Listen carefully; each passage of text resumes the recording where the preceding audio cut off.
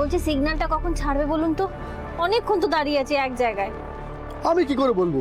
আমি কি হাত গুনি নাকি? আপনি যেখানে আমিও সেখানে। না বলছি একটু ওই আশপাশ থেকে যদি কাট। না না ঠিক আছে, আসলে আমার একটু তাড়া ছিল তো।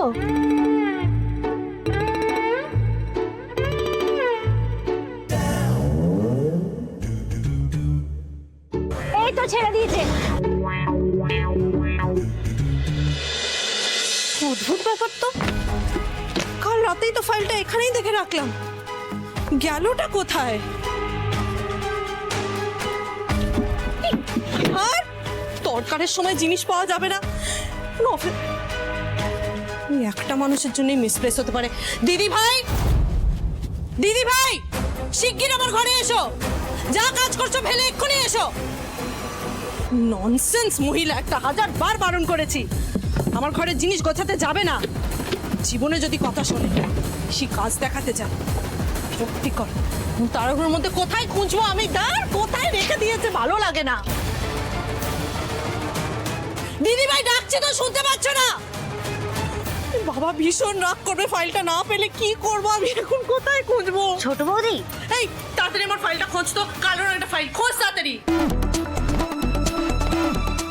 আরে ইডিয়েট, ওখানে খুঁজলে, ওখানে থাকলে তো আমি পেয়ে যেতাম। আনাচে কানেছে দেখ।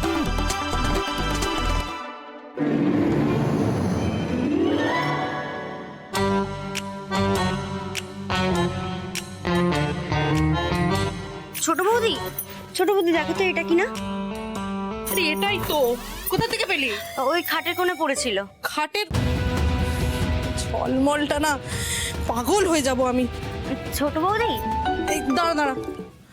হ্যালো, না না না বলেছি তো আমরা কভার করতে না না, আমাদের পক্ষে সম্ভব নয়।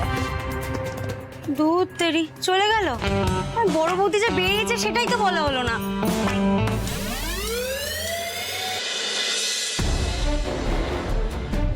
স্যার নমস্কার, আমি ওই ইন্টারভিউ দিতে এসেছি রিসেপশনিস্টের। হবে না, চলে যান। হবে না মানে? হাতে ঘড়ি আছে, কটা বাজে দেখেছেন? চাকরির ইন্টারভিউ দিতে এসেছেন, 20 মিনিট লেট। স্যার আসলে ভুল হয়ে গেছে, মানে জ্যাম ছিল তো, রাস্তায় দেরি হয়ে গেল। একদম ফালতু এক্সকিউজ দেবেন না। কিছু মানুষের স্বভাবই থাকে লেট করার। আপনি বিজ্ঞাপনটা ভালো করে পড়েননি? ওখানে তো পরিষ্কার লেখা ছিল যে প্রথম 10 জনের ইন্টারভিউ নেওয়া হবে। 10 জন হয়ে গেছে, আপনি আসুন। স্যার এরকম বলবেন না, আমার না চাকরিটার খুব প্রয়োজন। এই ফালতু ঝামেলা করবেন না তো। আর এমনিতেই আপনি বিবাহিত, ঠিক সময় এলেও ইন্টারভিউ হতো না। ও বিবাহিত মেয়েদের নিয়ে না বহুত ঝামেলা। আর শ্বশুরের জ্বর, কাল বাচ্চার পেট খারাপ, খালি কামাইয়ের পর কামাই। আর বিজ্ঞাপনে তো লেখা ছিল যে কেবলমাত্র অবিবাহিত মেয়েদেরই নেওয়া হবে। ভালো করে বিজ্ঞাপনটা না পড়েই কাঁধে ব্যাগ ঝুলিয়ে চলে এসছেন। আপনি আবার চাকরি করবেন, তাহলেই হয়েছে।